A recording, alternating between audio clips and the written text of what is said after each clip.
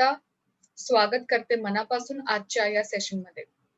तर आजही आपण एक सुंदर विषयावरती थोडी चर्चा करू, ऐकून घेऊ, जाणून घेऊ. तर पुढे जाण्याआधी आपण प्रणाम करूया आपले गुरुजी, ब्रह्मश्री पितामह पत्रीजी, अयप्पा पिंडी सर आणि सर्व पिरामिड स्पिरिच्युअल सोसायटीज मुवमेंटला. आजचा विषय नकारात्मकतेचे भोग किंवा नकारात्मकता आणि त्याच्याहून होणारा त्रास, वेदना. आपण अशा दुनियेत जगत आहोत जिथे आजकाल खूप जास्त स्तरावरती नकारात्मकता पसरलेली आहे. पण अगेन तिथेही आपण ती कशा अँगलने बघतोय, कशा पद्धतीने हँडल करतोय, हे सगळं आपल्या स्वइच्छेवरती आहे. आपल्याला देवाने किंवा आपल्याला ब्रह्मांडाने असं घडवलेलं आहे, की आपल्याला तेवढी मॅच्युरिटी आहे, तेवढं आपल्यामध्ये बुद्धी आहे, की आपण त्याच्यामध्ये कसं स्वतःला त्याच्या समोरे जाऊन त्यातनं बाहेर पडायचं. तर निगेटिव्हिटी अर्थात नकारात्मकता. निगेटिव्हिटीमध्ये स्वतःच त्या शब्दामध्ये निगेटिव्ह हा शब्द येतो. जर त्याला नीट बघितलं, मोडलं तर निगेटिव्ह हा शब्द येतो. निगेटिव्ह म्हणजे अर्थातच मायनस. मायनस मधल्या गोष्टी. तर त्या ज्या मोमेंटला तुमच्या समोर तुम्ही काहीतरी नकारात्मक गोष्ट बघत असाल, तिथून बाहेर पडा. अव्हॉइड करा. ते बघणं, त्याच्याकडे दुर्लक्ष करा. ते नकारात्मकता काही त्याच्याबद्दल निगेटिव्ह काहीतरी ऐकण्यात येत असेल, तर ते ऐकणं तिथून अव्हॉइड करा. डेफिनेटली बोलणं तर अजिबातच नाही करायचंय, कारण की आपल्याला आपल्या बोलण्याची ताकद आपण एका सेशनमध्ये बघितली किती असते. त्याच्या पद्धतीने आपल्या समोरचं आपलं परिस्थिती निर्माण होते, घडते.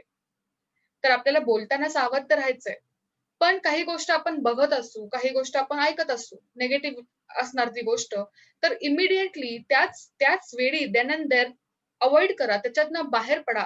कारण की ह्या गोष्टी ज्या आपण बघतोय किंवा ऐकतोय, ह्या गोष्टी आपल्या मनात, आपल्या ब्रेनमध्ये ॲक्चुअली जाऊन फिक्स होतात. सतत आपण एखाद्या निगेटिव्ह वातावरणात राहत असू, बघत असू, त्या गोष्टींची इम्प्रिंट आपल्या मेंदूवर पडते. आपल्या मेमरीजवर, आपल्या आठवणींवर पडते. जसं लहान मुलांना आपण अगदी लहानपणापासून मोठे होईस्तोवर सांभाळून जपून त्यांना वाढवतो. कुठलंच वाईट पद्धत, वाईट सवयी, वाईट कुठलीच गोष्ट त्यांच्या नजरेसमोर नको यायला. त्याच्यातनं आपण त्यांना जपून वाढवतो. सिमिलरली मोठ्या झाल्यानंतरही आपल्याला स्वतःची काळजी घ्यायची असते. सावध असायला गरजेचं आहे, की आपण काय बघतो आहोत, काय ऐकतो आहोत, काय बोलत आहोत. कारण की जे काही आपण बघू, बोलू, ऐकू याचा डायरेक्ट इम्पॅक्ट आपल्या ब्रेनवर पडेल, आपल्या मेंदूवर पडेल, आपल्या मनावर पडेल आणि आपल्या आत्म्यावर महत्वाचं म्हणजे पडेल. तर कोण सफर करेल? कोणाला त्रास होणार या गोष्टींचा? जे लोकं तुमच्या सोबत राहतात त्यांना? इनडायरेक्टली हो, पण सगळ्यात जास्त त्रास होणार आहे तुम्हाला स्वतःला. जसं आपल्या शरीरासाठी एखादा कॅन्सर एक आजार म्हणून आपल्या शरीराला आतून खात असतो आणि आपल्या शरीराला तो डिप्लीट करत असतो. त्याची एनर्जी तो कमी करत असतो. सिमिलरली त्याच पद्धतीने आपली आत्म्याला आतून कोण खातंय? गॉसिप्स. म्हणजे एखादं कोणीतरी काहीतरी एकमेकांची निंदा करत असेल, नको-नको त्या गोष्टी बडबडत असेल, गॉसिप ज्याला म्हणतात इंग्लिशमध्ये. त्याच्या सानिध्यात आपण राहिलो, आपण त्याच्यात सहभागी झालो, तरी आपल्याला एक प्रकारचा तो कॅन्सर आपल्या सोलसाठी असतो, आपल्या आत्म्यासाठी असतो. आणि जर त्या गॉसिपमध्ये आपण हजर असलो, काही बोलत नसेल, पण तिथे आपण हजर आहोत आणि आपल्या कानावर त्या गोष्टी पडतायत, तर त्याच्यासाठी पण ते नकारात्मक असल्यामुळे आपल्याला ते इनडायरेक्टली खातायत. जसं याचं मी उदाहरण तुम्हाला कॅन्सरचं दिलं. कॅन्सरची तुलना करू शकतो. गॉसिप आपल्यासाठी खूप वाईट असतं. गॉसिप म्हणजे कुठल्याही प्रकारचं असू शकतं. याच्याबद्दल निंदा, त्याच्याबद्दल निंदा, परिस्थितीबद्दल विचित्र बोलणं, याच्याबद्दल त्याला दुसरं काहीतरी सांगणं, या सगळ्या गोष्टी गॉसिपमध्ये येतात. त्याच्याबद्दल मला फार काही वेगळं सांगायची गरज नाही. तर जसं आपल्या या शरीराला कॅन्सर नावाचा रोग आपल्याला आतून नकळत खात असतो, त्याच पद्धतीने गॉसिप नावाचा हा जो रोग आहे, तो आपल्या आत्म्याला कुठे ना कुठेतरी खात असतो. आणि त्याच्यामुळे आपली आत्मा त्या गॉसिपमुळे आपल्याला अफेक्ट करते. म्हणजे नको त्या गोष्टी आपल्या कानावर पडल्यामुळे ते आपल्या ब्रेनमध्ये फिट बसतात. सतत त्याच गोष्टींचा विचार करून आपली एनर्जी कमी होत जाते, जी आपण एवढी साठवलेली असते.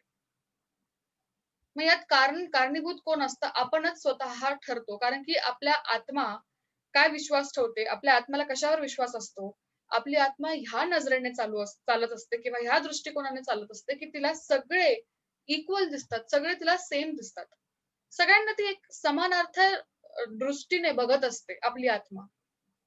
पण तिला न ओळखल्यामुळे आपण अशा वातावरणात राहतो, अशा भौतिक लोकांमध्ये असतो कधी-कधी, की आपण बाकीच्यांमध्ये स्वतःला अंतर करायचा प्रयत्न करतो. आय थिंक तुम्हाला माझा पॉइंट समजत असेल, की आपली आत्मा खरं तर सर्वांना, बाकीच्या सगळ्या लोकांना, त्यांच्या आत्म्यांना समान दृष्टीने बघत असते, इक्वल नजरेने बघत असते, इक्वल समजत असते.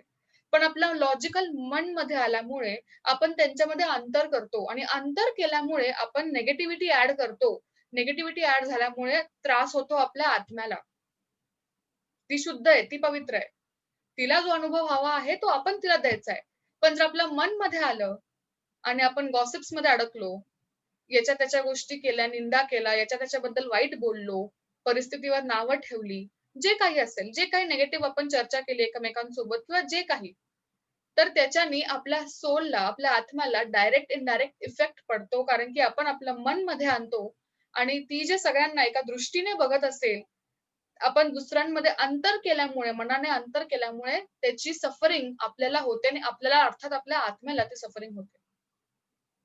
जसं फॉर एक्झाम्पल आपण जे काही खातो, जे काही कन्झ्युम करतो, जे काही खातो त्याचा जसा इफेक्ट आपल्या शरीरावर पडतो.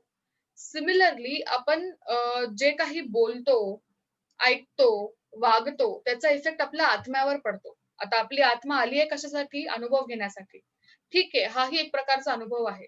एकदा घेतला, त्यातनं शिकलो, कळालं की हे नाही करायला पाहिजे, गुड. पण त्यातनं कळून सुद्धा आपण सतत त्याच्यामध्ये पडत आहोत. मग ते आपण मुद्दाम केल्यासारखी चूक आहे. कारण की कधी-कधी काही लोकांना खूप सवय असते, की याला त्याला फोन करतील, नको-नको त्या लोकांबद्दल काहीतरी बोलत असतील. मग तासनतास त्याच्यात बोलतील. स्वतःचीही ऊर्जा कमी करतील, समोरच्याचीही ऊर्जा कमी करतील. अ, याच्या पाठीमागे बोलतील, त्याच्या पाठीमागे बोलतील. कोणाची प्रगती त्यांच्याकडनं बघवली जाणार नाही. या सगळ्या गोष्टी एका बॅनर खाली येतात. ते बॅनर म्हणजे गॉसिप आणि ते आपल्यासाठी कर्करोग आहे. तो एक कॅन्सरस रोग आहे आपल्या सोलसाठी, आपल्या आत्म्यासाठी. आणि जसं मी सांगितलं, आपण जे काही खातो, व्हॉटएव्हर यू ईट ते तुम्हाला रिफ्लेक्ट करतं. तुमच्या शरीराला ते रिफ्लेक्ट करतं.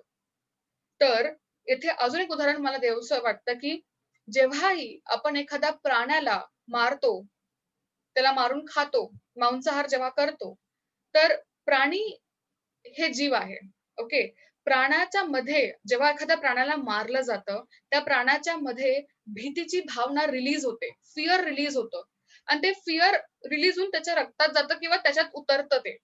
आपण किंवा जे व्यक्ती नॉन-व्हेज खात असेल, तो हे खाताना हे समजतो, की त्याला खूप व्हिटॅमिन आणि मिनरल आणि एक्सेट्रा काय ते मिळत असेल.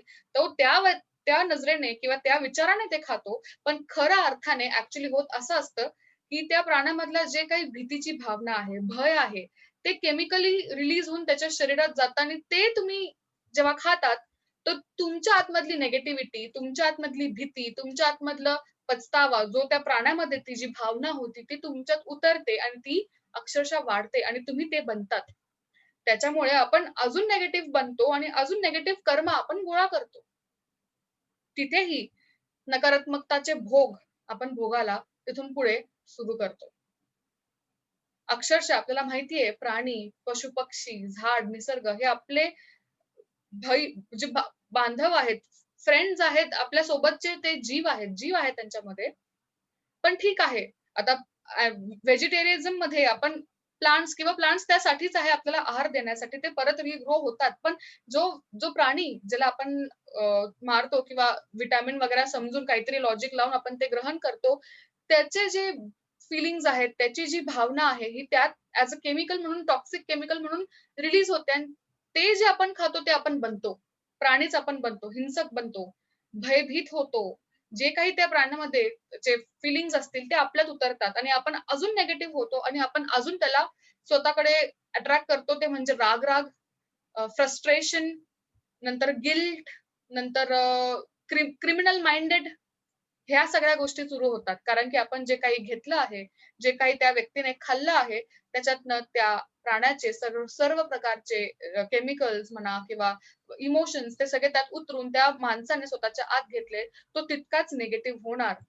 ऑलरेडी त्याच्यामध्ये 10% निगेटिव्हिटी असेल, तर हे नॉन-व्हेज खाल्ल्यामुळे मुक्या प्राण्याचं स्वतःचे काही भावना असतील, ते त्याला बोलता नाही येत, पण ते अशा प्रकारे त्याने उतरल्यामुळे तो 10% चा अजून 100% त्याच्यामधली निगेटिव्हिटी त्या व्यक्तीमधली वाढते आणि त्याचे कर्म तो गोळा करतो. कारण की ज्या काही गोष्टी ज्याच्यामध्ये निगेटिव्हिटी आहे आणि ते आपण आपल्या आतमध्ये घेतो आहोत किंवा आपल्याला माहिती नाही, पण आपल्याला त्यातनं निगेटिव्हिटी आपल्या आतमध्ये जाते, ती आपल्याला अफेक्ट करते. ती अफेक्ट करते कशाला? आपल्या रोजच्या जीवनाला. कुठे ना कुठेतरी स्लो पॉइझन बनून ते आपल्या आतमध्ये साठते आणि ते स्लो पॉइझन आपल्याला हळू-हळू, हळू-हळू खायला सुरुवात करतो. त्याच्यामुळे आपली कार्मिक बॅलन्स जी आहे, आपला कर्म पॅटर्न जो आहे, तो अजून कॉम्प्लिकेट होतो आणि तो ड्रेन होतो. तो आपल्याला खाली खेचतो. आणि त्याचा रिझल्ट काय होतो, की आपल्याला एक एकदम सॅड लाईफ आपली होते. एकदम दुःखाचे आयुष्य. बघा, आपण किंवा आपण म्हणण्यापेक्षा जे लोकं नॉन-व्हेज खातात, ते लोकं हा विचार करून खातात, की त्याच्यातनं त्यांना प्रोटीन, मिनरल एक्सेट्रा, एक्सेट्रा जो त्यांचा काही अभ्यास असेल तो त्यांना मिळेल. पण त्या व्हेजिटेरियन आहार केल्याने पण मिळू शकतात. पण नाही त्यांचा तो माइंडसेट असतो आणि तो त्याच्यातनं ते खायचा प्रयत्न करतात आणि जे मूक प्राणी आहे, ज्याच्यात जीव आहे तो त्याच्यातले सगळं निगेटिव्हिटी त्यात उतरते. ते भयभीत होणं किंवा गिल्ट होणं किंवा जे काही त्याच्यात उतरतं, ते त्या व्यक्तीच्या आतमध्ये जातं आणि तो व्यक्ती स्वतःचे कर्म अजून वाढवतो, निगेटिव्हिटी अजून वाढवतो आणि त्याचं आयुष्य फ्रस्ट्रेशन, निगेटिव्हिटी वाढल्यामुळे त्याचं आयुष्य अजून डिप्रेस्ड होतं, अजून दुःखी आयुष्य तो जगायला सुरुवात करतो. ऑफकोर्स कधी-कधी होतं असं, की आता आपल्या आसपास लोकं आहेत. आपल्या आसपास बरेचसे लोकं आहेत. लोकं येतील, जातील, जीवनातनं येतील, जातील. पण आपण सदैव आपल्या आसपास लोकांमध्ये आपण सराउंडेड असतो. आपल्या आसपास कायम लोकं असतात. तर कधी काही लोकांची मेंटॅलिटी कशी असेल, कशी नाही, वी डोंट नो. पण मोस्टली आपल्या आसपास निगेटिव्हिटी आजकाल जास्त असते.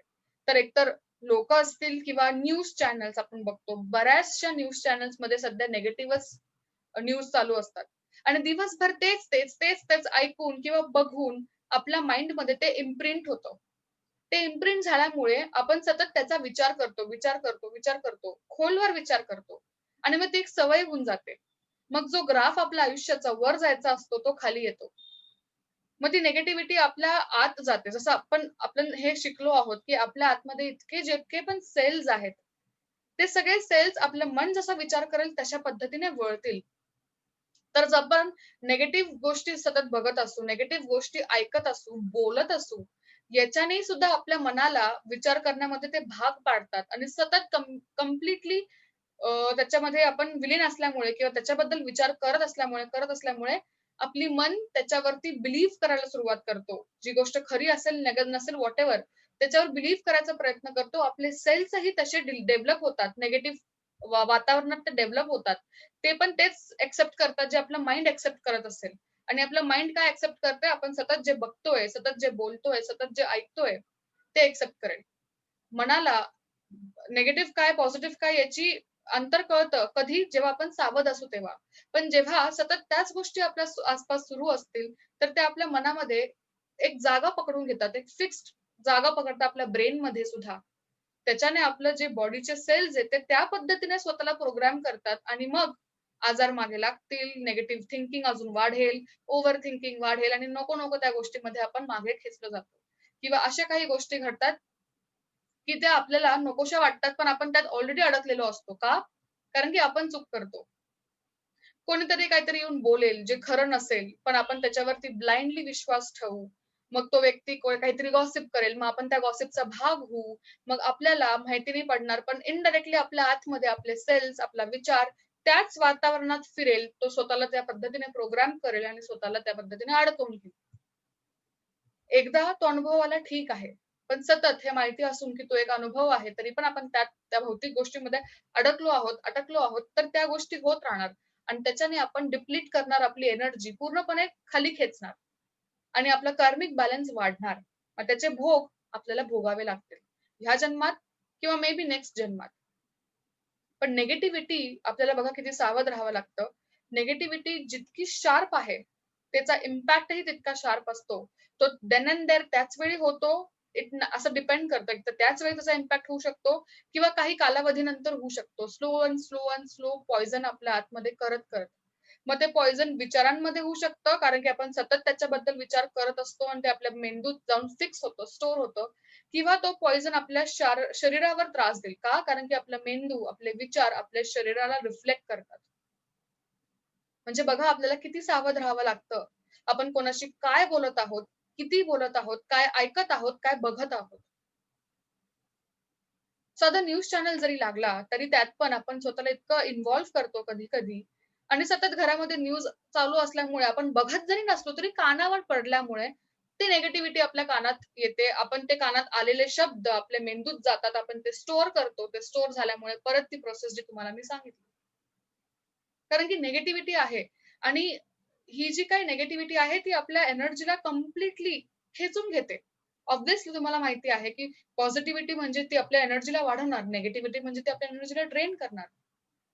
जर आपण झोपलेल्या असताना स्वतःच्या बॉडीला चार्ज करतो, ध्यानामध्ये येऊन आपण डबल चार्ज करतो. पण जर आपण त्या एनर्जीला एवढी मौल्यवान ती आपल्या आतमध्ये ऊर्जा आहे, तिला एवढं आपण आपल्या आतमध्ये साठवलं आहे. पण एखाद्याशी काही गोष्टी बोलताना, गॉसिप करताना ती डबल स्पीडने खर्च होते. ठीक आहे, तुम्ही अध्यात्माबद्दल बोला किंवा त्याच्याबद्दल नाही तर काहीतरी व्यतिरिक्त चांगलं सकारात्मक बोला. तुमची एनर्जी एवढी ड्रेन नाही होणार, जेवढी तुम्ही निगेटिव्हिटीमध्ये बोलण्यात किंवा याच्या त्याच्याबद्दल गॉसिप करण्यात किंवा याला त्याला सल्ले देण्यात जितकी तुमची निगेटिव्हिटी वाढेल आणि तुमचं जे आतमधलं जे स्टोर्ड एनर्जी आहे, प्रेशियस एनर्जी ती पटकन अशी खर्च होऊन जाईल. मग त्याचा इम्पॅक्ट होतो असा, की तुम्ही निगेटिव्ह असल्यामुळे तुम्ही ज्याच्याशी बोलत असाल किंवा तुमचा जो सर्कल असेल गॉसिप का किंवा जे काही असेल, त्या लोकांपर्यंत ती निगेटिव्हिटी पसरते आणि ती अशी पसरत जाते आणि मग प्रत्येकाच्या आयुष्यात असं काहीतरी वातावरण घडतं, असं काहीतरी परिस्थिती घडते, जी कंप्लीटली निगेटिव्हिटीमध्ये त्याला अजून अंधारात घेऊन जाते. मग त्या अंधारातनं बाहेर पडण्यासाठी कधी-कधी काही लोकं अजूनच जास्त खोटं बोलून स्वतःला अजूनच जास्त अंधारात घेऊन जातात. काही लोकं मग त्यांच्याकडे ऑप्शन न उरल्यामुळे गिव्ह अप करतात. जो की अजूनच विचित्र गोष्ट आहे. गॉसिपवरनं निगेटिव्हिटी, निगेटिव्हिटीवरनं आपल्या शरीराला त्रास होतो, मनाला त्रास होतो, विचार खराब होतात, विचार स्पॉईल होतात. कारण की आपल्या विचारांमध्ये आणि मनामध्ये ताकद आहे आपल्याला एकतर चांगलं घडवण्यात किंवा एकतर वाईट घडवण्यात. मग आपल्या आत्म्याला नको तो अनुभव आपण देतो. स्वतःला डिप्रेस्ड करतो आणि आपलं जे ठरलेलं लाईफ स्पॅन आहे, त्याच्या आतच आपण स्वतःला त्रास देतो आणि आपण त्याच्या आतच गिव्ह अप करतो. जे की सगळ्यात मोठा पाप आहे. सगळ्यात मोठा चुकीची पायरी आहे. आपल्याला प्रत्येक गोष्टीमध्ये कॉन्शियस असणं गरजेचं आहे. प्रत्येक गोष्टीमध्ये आपल्याला अवेअर असणं गरजेचं आहे. सावध असणं गरजेचं आहे. जर आपल्याला माहिती आहे आणि जर आत्ता नसेल माहिती, आत्ता कळत असेल, की आपल्या बोललेलं वाक्य, आपले ऐकलेले शब्द, आपण बघितलेलं दृश्य हे निगेटिव्ह असेल, तर तिथल्या तिथेच त्याच्यातनं बाहेर पडायचंय. अजिबात तिथपर्यंत जायचंच नाहीये. उत्सुकतेने तर बिलकुलच जायचं नाहीये. कारण की मनात नसेल तरी ती निगेटिव्ह भावना वाढते. ती इच्छा वाढते. त्यापेक्षा जर असे तुमचे काही लोकं तुमच्या आसपास असतील, जे येऊन जाऊन दुसऱ्यांची निंदा करतील, गॉसिप्स करतील, काहीतरी निगेटिव्ह टिपिकल मराठी शब्दामध्ये फालतू अशी काहीतरी बकबक करतील किंवा बोलतील, जे तुमच्या आत्म्यासाठी, तुमच्या आत्म्याच्या ग्रोथसाठी चांगलं नसेल, तर ट्रस्ट मी तिथे राहू नका. त्यांना कितीही वाईट वाटलं तर तिथून निघून या, पण तिथे थांबू नका. मग तुम्ही म्हणाल मी थांबलो, तरी मी त्यांच्याशी निगेटिव्ह बोलत नाही किंवा त्यांच्या निगेटिव्ह गप्पां-गोष्टींमध्ये माझं मत काही मी मांडत नाही. ठीक आहे, गुड. मांडत नाही, बोलत नाही, पण ऐकता तर आहेत. बघता आहे, ऐकता आहे. तेही इक्वली कर्म गोळा करतं. जितकं बोलण्याने कर्म गोळा होतो, तितकं बघताने किंवा ऐकण्याने सुद्धा होतो. कारण की आपण ते निगेटिव्हिटी आपल्या आतमध्ये डेटा ट्रान्सफर करतोय. आपलं माइंड सुद्धा एक कॉम्प्युटर सारखं आहे. रेकॉर्डर सारखं आहे आपले कान.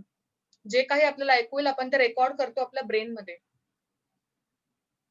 त्याच्यामुळे आपण किती सावध असू आणि किती सावध आपण राहायला पाहिजे.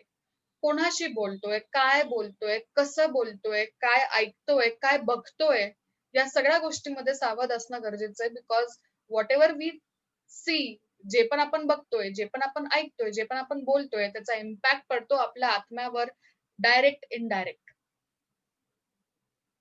आणि मग आपल्याला माहिती आहे, की आपणच आपल्या जीवनाचा शिल्पकार आहोत. आपण आपली रिअॅलिटी स्वतः घडवतो. मग ती अशा पद्धतीने घडते.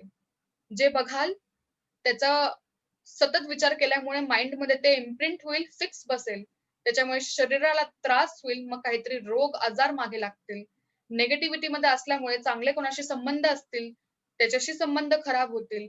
अशा पद्धतीने छोट्या-छोट्या गोष्टींमुळे तुमच्या चांगलं घडणारी परिस्थिती वाईट घडायला वेळ लागणार नाही. मग हे करतं कोण आहे? आपणच करत आहोत. आपलं मन करतंय? Yes, definitely. कारण की आपण त्याचं ऐकतो आहोत किंवा त्याच्यापर्यंत ते पोहोचवतो आहोत. कसं काय पोहोचवतो आहोत? कारण की नको त्या गोष्टी आपण बघत बसलोय. नको त्या गोष्टी आपण ऐकत बसलोय. नको त्या गोष्टी आपण बोलत बसलोय. या तिन्ही गोष्टींना फार महत्त्व आहे, पण आपण लक्ष कधी दिलं नाही. याचे त्याचे प्रॉब्लेम्स ऐकायचे, डिस्कस करायचे, स्वतःचा प्रॉब्लेम जाऊन सांगायचा, त्याचं सोल्युशन नाही काढायचं, त्याला अजून 10 पटीने वाढवायचं. त्याच्याने स्वतःही आपण त्रासात असतो आणि समोरचा ज्याला आपण सांगत असतो, त्यांनी सोल्युशन दिलं तर ठीक आहे, नाही दिलं तर तोही आपल्या कर्मामध्ये इक्वल भागीदार असतो. ज्यांना कर्म याबद्दल अजून चांगल्या पद्धतीने ऐकायचं असेल आणि इंग्लिश ऐकण्यात काही अडचण नसेल, तर दर सॅटर्डेला अय्यप्पा सरांचे सेशन्स असतात. नक्की ऐका. खूप सुंदर पद्धतीने त्यांनी सांगितलंय, की कर्म किती पद्धतीने आपण कसे-कसे वेगळ्या पद्धतीने आपण गोळा करतो आणि आपल्याला किती मायन्यूट लेव्हलवरती सावध राहणं गरजेचं आहे. दुसऱ्याच्या आयुष्यात हस्तक्षेप करायचाच नाहीये, हे सर्वात मोठे शिक्षण आहे आपल्यासाठी. पण तरी आपण इथे पृथ्वीवर आलोय, आपण प्रत्येकाच्या आयुष्यात हस्तक्षेप करतोच. आई-वडील स्वतःच्या मुलांच्या आयुष्यात करतात, मुलं आई-वडिलांच्या करतात, नवरा बायकोच्या आयुष्यात, बायको नवऱ्याच्या आयुष्यात, नातेवाईकांच्या आयुष्यात, मित्र-मैत्रिणींच्या आयुष्यात हस्तक्षेप करणं सगळ्यात चुकीचं आहे. प्रत्येक आत्मा इंडिपेंडंट आहे. त्याला स्वतःला स्वतःचं आयुष्य जगायचा हक्क आहे आणि तो स्वतःचं आयुष्य त्याच पद्धतीने जगणार आहे, ज्या पद्धतीने तो वरतून लिहून आलाय.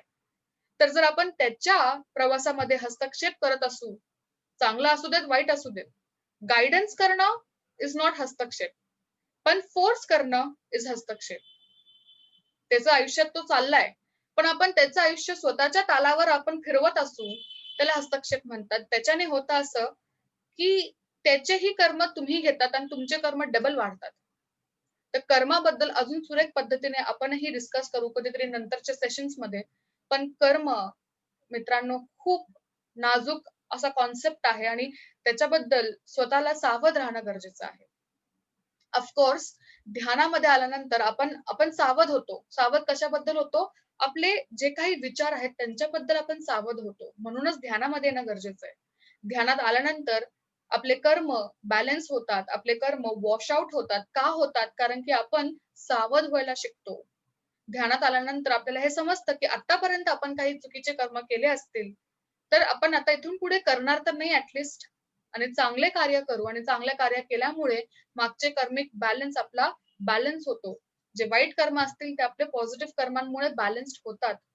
ध्यानात आल्यामुळे बऱ्याचशा गोष्टी आपले निगेटिव्हिटीमुळे ज्या घडलेल्या आहेत त्या पॉझिटिव्हिटीमध्ये आपण बॅलन्स करू शकतो. मग हे नकारात्मकतेचे जे काही भोग असतील, त्याला भोगण्यासाठी दुसरा जन्म घ्यायची गरजच नाहीये. कारण की आता आपण ध्यानात आहोत, अध्यात्मामध्ये आहोत आणि आपल्याला याची जाणीव झाली आहे. फक्त माहितीच नाही तर आपल्याला जाणीव झाली आणि त्या जाणीव झाल्यामुळे आपण आता पुढे अजून सावध असू. जे काही कर्म आपण आत्तापर्यंत घेतले असतील, जे काही निगेटिव्हिटी मधनं आपण स्वतःला त्रास दिला असेल, स्वतःच्या आत्म्याला भोगण्यासाठी पार पाडलं असेल किंवा जे काही केलं असेल, तर तिथपर्यंतच होतं. आता मला सावध आहे. आता मी सावध आहे. मला माहिती आहे. मला जाणीव आहे. इथून पुढे मी त्याचं काही उलटं असं काही करणार नाही. जे आहे चांगलं तेच मी करेल. ऑफकोर्स निगेटिव्ह बोलणं, नकारात्मक बोलणं, निंदा करणं, गॉसिप करणं हे अक्षरशः खूप ईझी आहे. पण पॉझिटिव्ह राहणं, पॉझिटिव्ह बोलणं, सतत एकदम क्लिअर मनाचं राहणं हे अवघड होऊन जातं. जेव्हा एखाद्याला सवय होऊन जाते गॉसिप करायची, निगेटिव्ह बोलायची, त्रास दुसऱ्यांना द्यायची, डायरेक्ट किंवा इनडायरेक्ट.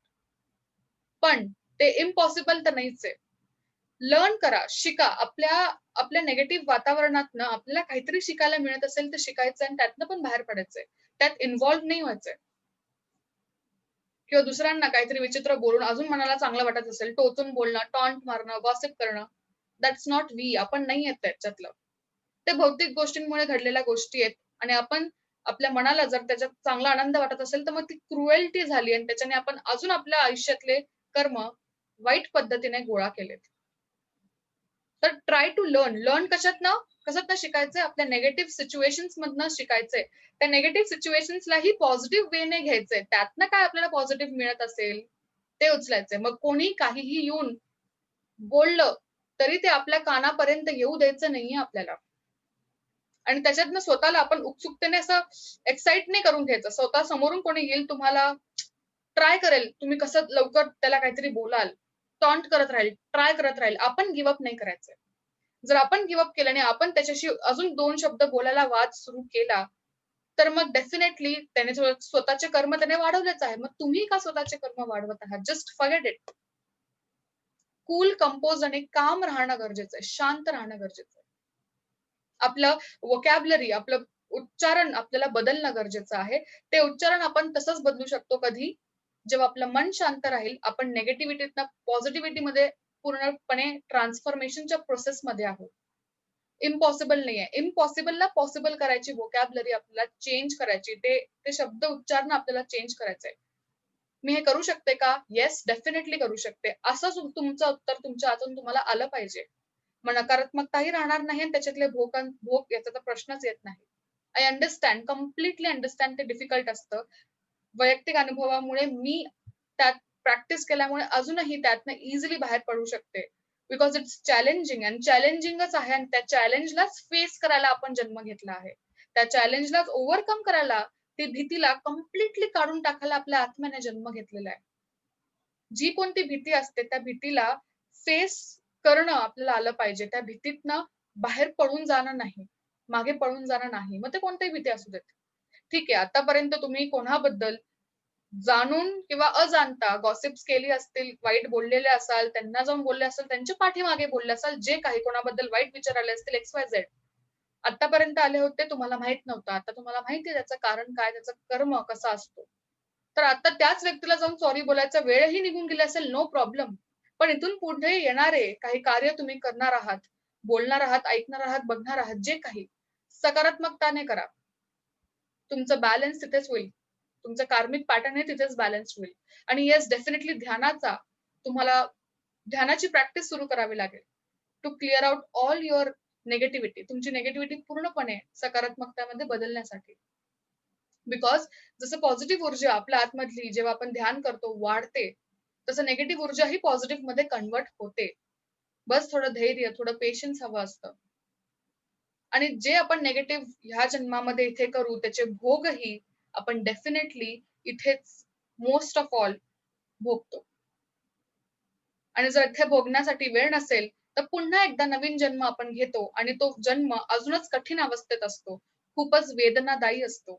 अक्षरशः आधीपासून जन्मतः काही ना काही आजार असतील, काही ना काही टेन्शन्स असतील, बरचसं काही. त्यापेक्षा जर आता माहिती आहे की कर्म किती वाईट पद्धतीने बॅलन्स होऊ शकतात किंवा कर्म किती वाईट असू शकतात आणि त्याला आपण कसं बॅलन्स करू शकतो, तर ध्यानाच्या माध्यमातून मन शांत आणि प्युअर ठेवून. याची माहिती आपल्याला स्वतःला माहिती पाहिजे. असं नाहीये की ध्यानात मी आहे तर ह्या 2 तासासाठी मी एकदम सावध आहे, माझे विचारही एकदम शुद्ध आहे. पण ध्यानातनं बाहेर आलो की उरलेले परत 22 तास मी निगेटिव्हिटी मध्ये आहे, अजिबात नाही. त्यावेळेस सुद्धा ध्यानातनं बाहेर आल्यावर सुद्धा आपल्याला आपले विचार एकदम शुद्ध आणि प्युअर ठेवायचे आहेत, एकदम पॉझिटिव्ह. Okay, all right. आपण थांबूया इथे. ध्यानाला सुरुवात करू आणि ध्यानानंतर आपल्यामध्ये एक गेस्ट आहेत. ते त्यांचं स्वतःचा सुंदर असा अनुभव ध्यानाचा आतापर्यंतचा आपल्याला सांगतील. Okay? So let's meditate for around 15-20 minutes आणि मग आपण त्यांचं ध्यानाचा सुंदर असा प्रवास आहे, तो आपण ऐकूया. ओके?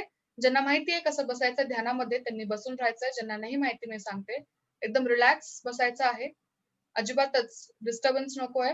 टेकून बसा रिलॅक्समध्ये. कुठेही बसू शकतात. मांडी घालायची आहे. मांडी नसेल घालतायत तर पाय पसरवा. दोन्ही पाय एकमेकांवर क्रॉसमध्ये. दोन्ही हातांची बोटं एकमेकांमध्ये गुंफलेली, अलगद मांडीवर ठेवलेली. पुढचे 20 मिनिटं कम्प्लिटली डोळे बंद. अजिबातच डोळे उघडायचे नाहीये. एकदम रिलॅक्स राहायचंय आणि आपल्या श्वासाकडे लक्ष द्यायचंय. चष्मा असेल तर काढून ठेवा. आपण म्युझिकवर ग्रुप मेडिटेशन करूया.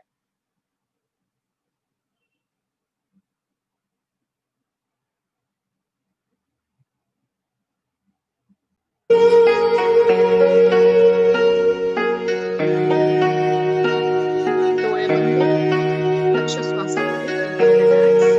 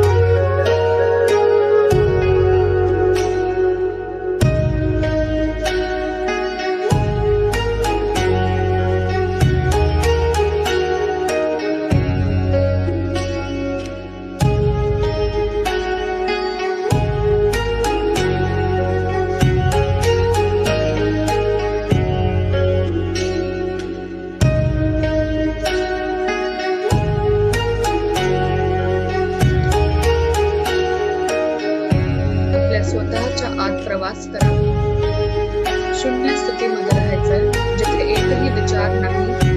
अशा शून्य स्थितीत आपल्याला जास्तीत जास्त वेळ राहायचा.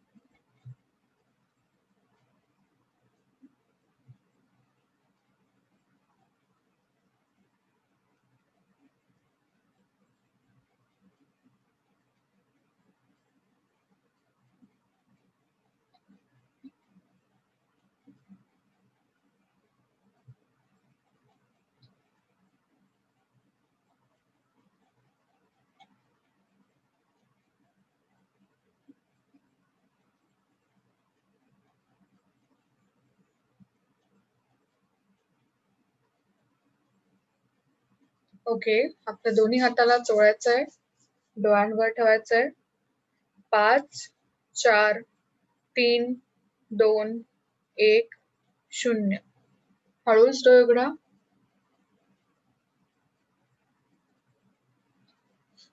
खूप खूप मनापासून थँक यू. सर्वांनी आजही जॉइन केलं आणि खूप छान ध्यान झालंय. So without any further delay आपण आज बोलवूयात आपले आजचे गेस्ट स्पीकर नंदा काकी आहेत. ते आधीपासनं एकदम माझ्या सोबत आहेत ध्यानामध्ये. बरेचसे सीजन्स पासून त्यांनी एक एक दिवस विदाउट गॅप त्यांनी अटेंड केले आणि त्यांना खूप सुंदर अनुभवही आलेत. सो काकी वेलकम.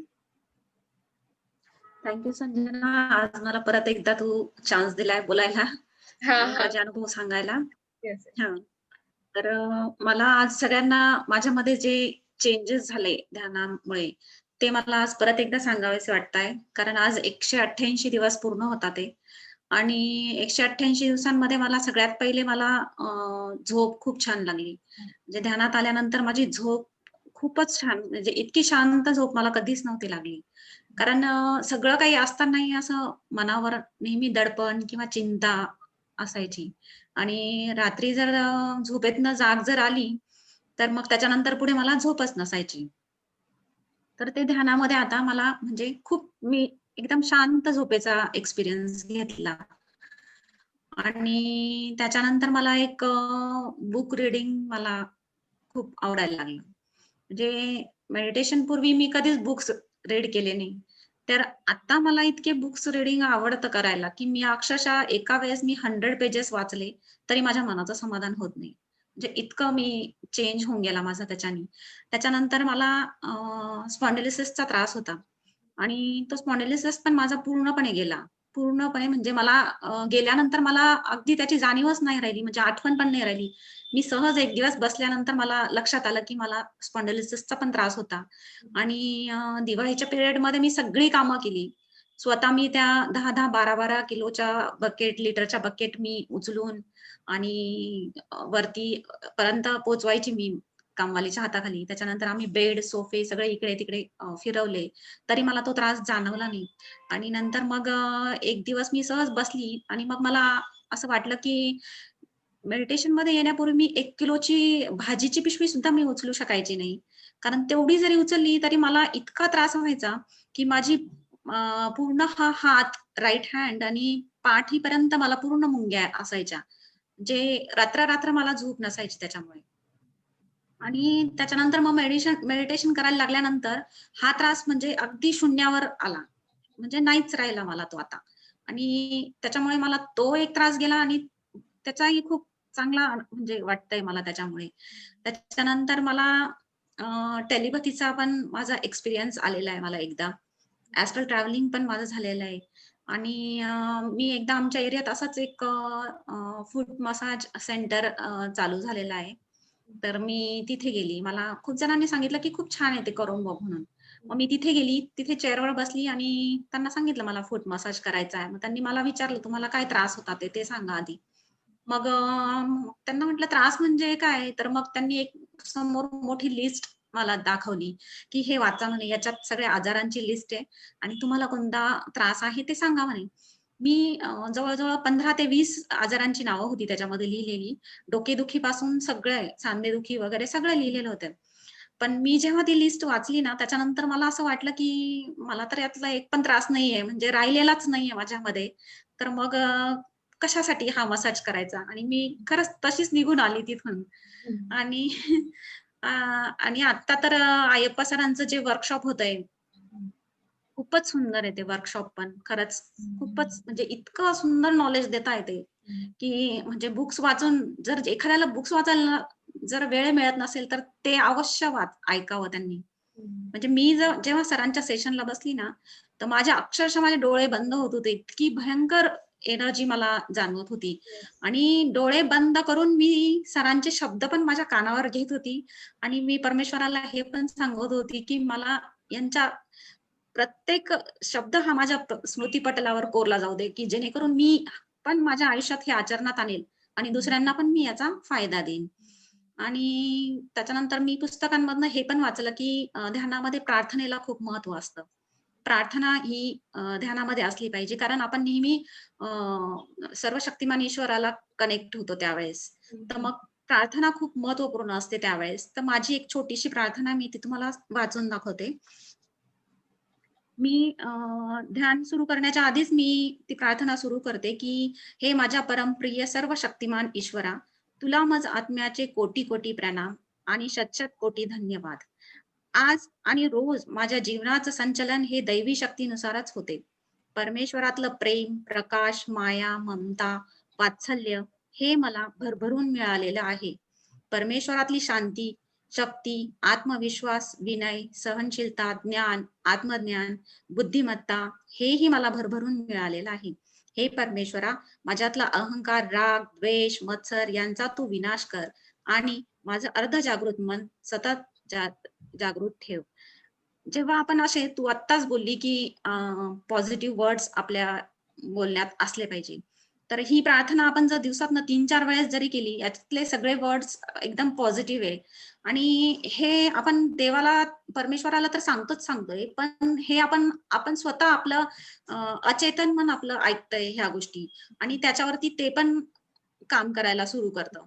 म्हणून ही प्रार्थना ही खरंच खूप गरजेची आहे आणि चांगलंच आहे. म्हणजे ध्यान तर सगळ्यांनी करावं आणि जास्तीत जास्त वेळ करावं. कारण मध्ये मला दिवाळीच्या पिरियडमध्ये माझ्याकडनं थोडंसं ध्यान कमी झालं माझं.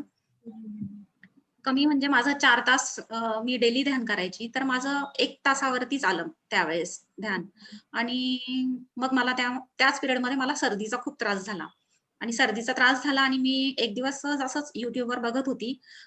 पत्री सरांचं कुणीतरी एक्सपिरियन्स सांगत होते मेडिटेशनचे आणि त्यात त्यांना एक मेसेज दिलेला होता पत्री सरांनी, की म्हणजे त्यांना सांगितलं होतं, की तुम्ही फक्त रोजचं काम जे आहे ते नीट करा. दवा आणि दुवा ह्या दोन्ही गोष्टी आपल्याला उपयोगाच्या नाहीये. तर मग तोच मेसेज मला असं वाटलं माझ्यासाठी पण असेल कदाचित. खरंच माझ्याकडनं त्या पिरियडमध्ये ते ध्यान कमी झालं झालं आणि मग तो मेसेज पण माझ्यासाठी पण असू शकतो असं मला वाटलं. बरोबर आहे त्यांचं म्हणणं पण. कारण रोजचं काम म्हणजे जे ध्यानाचं काम आहे हे आपण जास्तीत जास्त केलं पाहिजे आणि व्यवस्थित सिन्सिअरली केलं पाहिजे. ठीक आहे. नाही काकी तुम्हाला असं ऐकून अजून ऐकावंसं वाटत होतं. त्याच्यामुळे खूप छान वाटलं आणि तुमचे सगळे अनुभव आपण म्हणजे आधीपासून मी बघते आपण नेहमी एक्सपिरियन्सेस शेअर करतो. त्याच्यामुळे खूप एक अजून छान-छान होता संजना, एक हो. अजून होता, की ध्यानामध्ये मला ना मी जेव्हा प्रश्न विचारते ना, तर त्या प्रश्नांची उत्तरं ना मला अशी समोर दिसतात.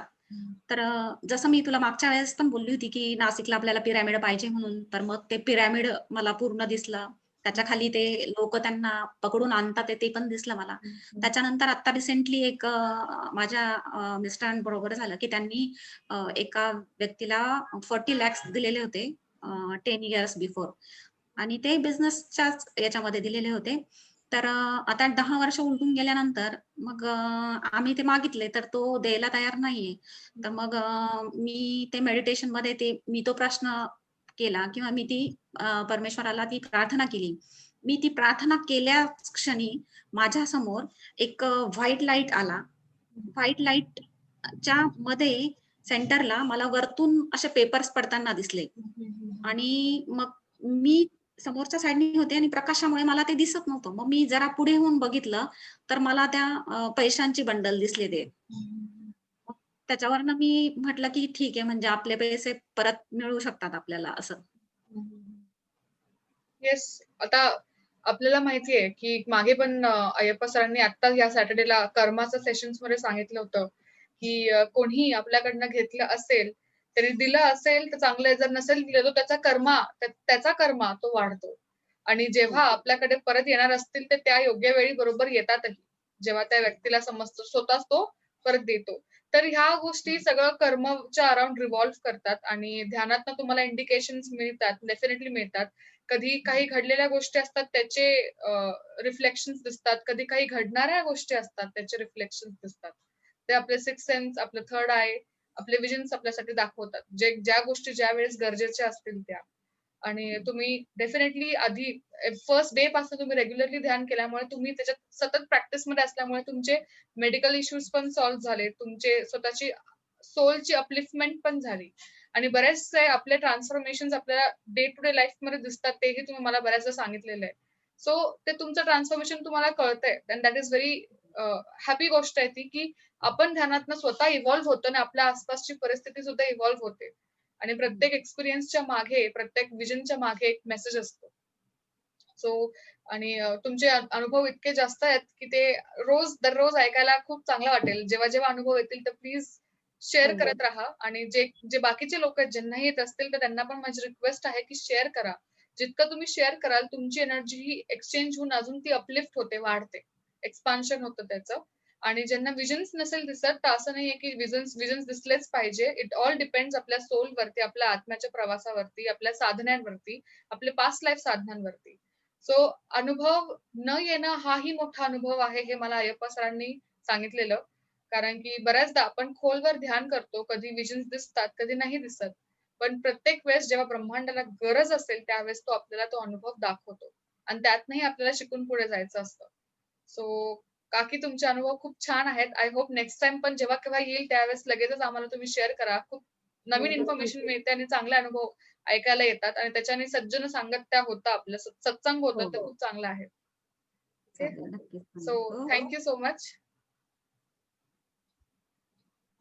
All right. सो आपण आजही खूप छान ध्यान केलं. विषयही चांगला होता आणि आज आपण अनुभव ऐकलेत मेन म्हणजे. तर जेव्हा एका ध्यानी व्यक्तीचा आपण अनुभव ऐकतो, त्याचे अनुभव आपल्या कानावर पडल्यामुळे आपण अजून आपल्या आत्म्याचं एक्सपान्शन होतं. आपण अध्यात्मामध्ये अजून एक लेव्हलने पुढे जातो. आणि जेव्हा आपण स्वतः ध्यान करून स्वतःचे अनुभव सांगतो, तेव्हाही आपल्या लेव्हलची अपलिफ्टमेंट होते, आपली ग्रोथ होते. त्याच्यामुळे पत्रीजी कायम म्हणतात, की ध्यान करायचंय, पुस्तकं वाचायची आणि अनुभव आपल्याला आलेले लगेच शेअर करायचे, स्वतःपर्यंत नाही ठेवायचे. अक्षरशः अगदी तुम्ही ध्यानातनं विचारमुक्त झालात, जरी काही दिसलं नाही, ओके फाईन. पण ध्यानातनं विचारमुक्त झाला ही एक मोठी अचीव्हमेंट आहे.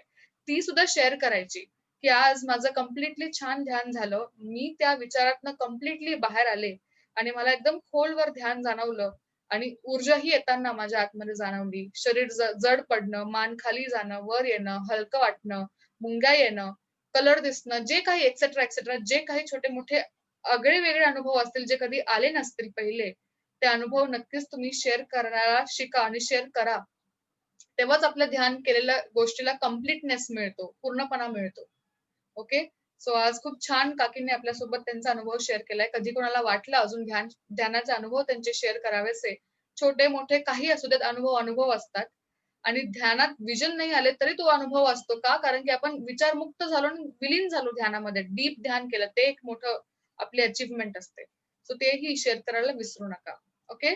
उद्या शार्प 9 वाजता पुन्हा एकदा आपण भेटूया आणि जे याच्या आधीचे आपले सेशन्स असतील, जे आपण YouTubeवर आपण नाही करू शकलो काही टेक्निकल एरर्समुळे, ते आता हळू-हळू अपलोड करत आहोत. तर ज्यांचे काही सेशन्स आधीचे मिस झाले असतील, ते जी लिंक अपलोड होईल ती मी तुम्हाला ग्रुपमध्ये शेअर करेल. तुम्हाला परत ते YouTubeवर बघायला मिळेल.